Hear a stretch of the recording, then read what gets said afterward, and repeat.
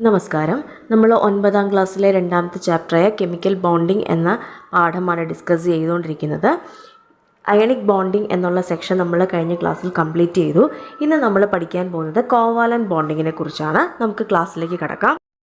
സഹസംയോജക ബന്ധനം അഥവാ covalent bonding നമ്മൾ കഴിഞ്ഞ ക്ലാസ്സിൽ പഠിച്ചായിരുന്നു.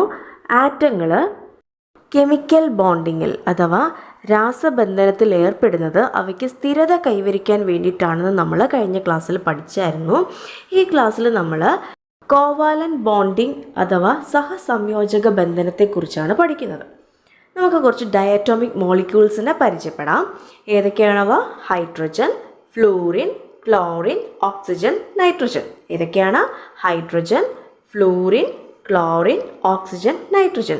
ഇവ അന്തരീക്ഷത്തിൽ ഡയാറ്റോമിക് ആയിട്ടാണ് നിലകൊള്ളുന്നത്. ഇത് H2, N2, O2, Cl2, F2 എന്ന മോളിക്യൂളുകളായിട്ടാണ് ഇവ അന്തരീക്ഷത്തിൽ കാണപ്പെടുന്നത്. ഈ ഡയാറ്റോമിക് മോളിക്യൂളുകളുടെ തന്മാത്രാ രൂപീകരണത്തെക്കുറിച്ചാണ് നമ്മൾ ഇന്നത്തെ ക്ലാസ്സിൽ പഠിക്കുന്നത്. ഫസ്റ്റ് നമുക്ക് ഫ്ലൂറിൻ മോളിക്യൂൾ എങ്ങനെയാണ് ഉണ്ടാവുന്നതെന്ന് നോക്കാം.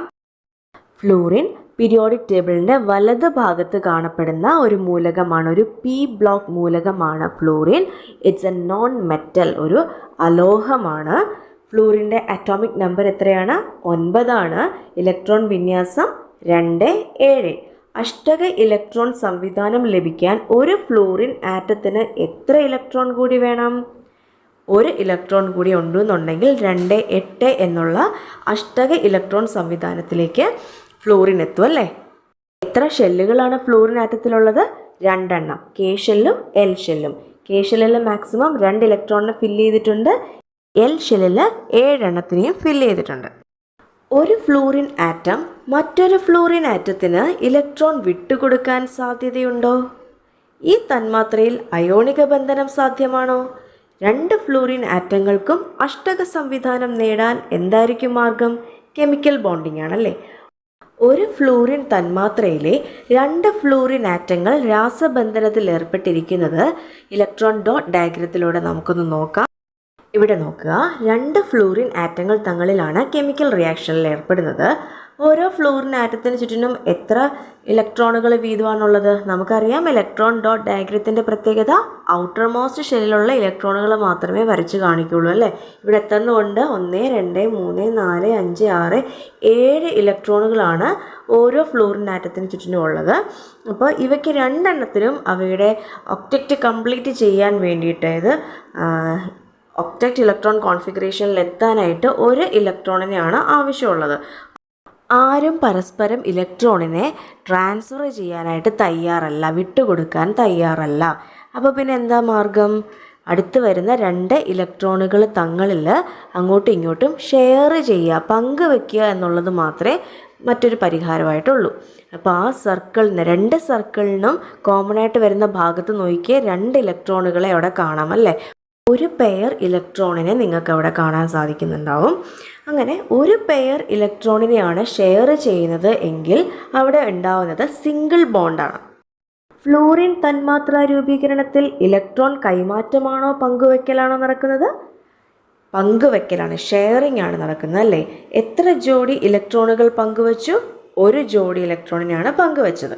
ഇലക്ട്രോൺ പങ്കുവയ്ക്കൽ മൂലമുണ്ടാകുന്ന രാസബന്ധനത്തെ സഹസംയോജക ബന്ധനം അഥവാ കോവാലന്റ് ബോണ്ടിങ് എന്നാണ് പറയുന്നത്.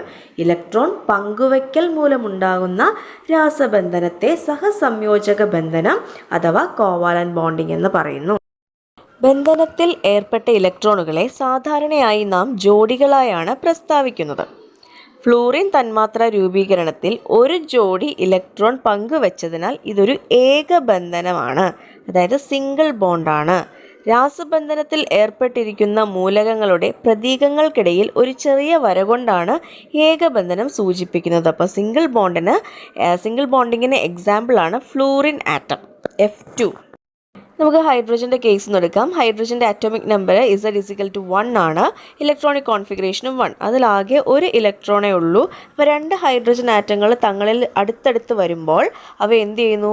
ഉള്ള ആ ഒരു ഇലക്ട്രോണിനെ പരസ്പരം ഷെയർ ചെയ്യുകയാണ് ചെയ്യുന്നത്. അവിടെ 1 പെയർ ഇലക്ട്രോണിനെയാണ് ഷെയർ ചെയ്യുന്നത്. അതുകൊണ്ട് ഹൈഡ്രജനും സിംഗിൾ ബോണ്ടിങ്ങിന് ഒരു എക്സാമ്പിളാണ്. ഷെയറിങ്ങിലൂടെ അവ ഒക്ടറ്റ് കംപ്ലീറ്റ് ചെയ്തു. ഇതാണ് ഹൈഡ്രജൻ്റെ ഇലക്ട്രോൺ ഡോട്ട് ഡയഗ്രാം. നമുക്ക് ഡോട്ട് കൊണ്ട് മാത്രമല്ല ഇൻറ്റു മാർക്ക് കൊണ്ടും ഇലക്ട്രോൺ ഡോട്ട് ഡയഗ്രാം റെപ്രസെൻറ്റ് ചെയ്യാമെന്ന് പഠിച്ചിരുന്നു. ഹൈഡ്രജൻ ആകെ ഒരു ഷെല്ലേ ഉള്ളൂ. അപ്പോൾ ഔട്ടർ മോസ്റ്റ് ഷെല്ലിലെ ഇലക്ട്രോണിനെ മാത്രമാണ് നമ്മൾ ഇലക്ട്രോൺ ഡോട്ട് ഡയഗ്രത്തിൽ വരച്ച് കാണിക്കുക. ഓക്സിജൻ്റെ കേസിൽ അറ്റോമിക് നമ്പർ 8 ആണ്, ഇലക്ട്രോണിക് കോൺഫിഗറേഷൻ 2 6. അപ്പോൾ ഔട്ടർ മോസ്റ്റ് ഷെല്ലിൽ 6 ഇലക്ട്രോണുകളേ ഉള്ളൂ, പരമാവധി 8 എണ്ണത്തിന് ഉൾക്കൊള്ളാൻ പറ്റും. 2 ഇലക്ട്രോണുകളെ അവ സ്വീകരിക്കാനാണ് പ്രവണത കാണിക്കുന്നത്. പക്ഷെ തൊട്ടടുത്ത് നിൽക്കുന്നതും ഓക്സിജൻ ആറ്റം തന്നെയാണല്ലേ. അതുകൊണ്ട് തന്നെ 2 ഇലക്ട്രോണിനെ സ്വീകരിക്കാനോ കൊടുക്കാനോ നിർവാഹമില്ല. അപ്പോൾ എന്ത് ചെയ്യും? 2 ഓക്സിജനും തങ്ങളിൽ ചേർന്ന് വരുമ്പോൾ പരസ്പരം അവയ്ക്കുള്ള ഇലക്ട്രോണുകൾ എന്ത് ചെയ്യും? ഷെയർ ചെയ്യും.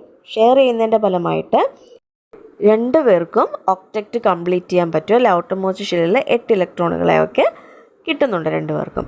അപ്പോൾ എത്ര പെയർ ഇലക്ട്രോണുകളെയാണ് പരസ്പരം ഷെയർ ചെയ്യുന്നത്? 2 പെയർ, അതായത് 4 ഇലക്ട്രോണുകളെ വീതമാണ് 2 പേരും അങ്ങോട്ടും ഇങ്ങോട്ടും അവയുടെ ഒക്ടറ്റ് കംപ്ലീറ്റ് ചെയ്യാൻ വേണ്ടിയിട്ട് ഷെയർ ചെയ്യുന്നത്. ഇവിടെ 2 ജോഡി ഇലക്ട്രോണുകളെ ഷെയർ ചെയ്യുന്നത് കൊണ്ട് ഇവിടെ വരുന്ന ബോണ്ടെന്ന് പറയുന്നത് ഡബിൾ ബോണ്ടാണ്. ഓക്കെ, കാരണം അവിടെ 2 ജോഡി ഇലക്ട്രോണുകളെയാണ് ഷെയർ ചെയ്യുന്നത്.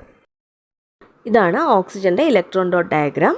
ഔട്ടർ മോസ്റ്റ് ഷെല്ലിലെ ഇലക്ട്രോണുകളാണ് വരച്ച് കാണിച്ചിരിക്കുന്നത്. ഔട്ടർ മോസ്റ്റ് ഷെല്ലിൽ 6 ഇലക്ട്രോണുകളാണുള്ളത്.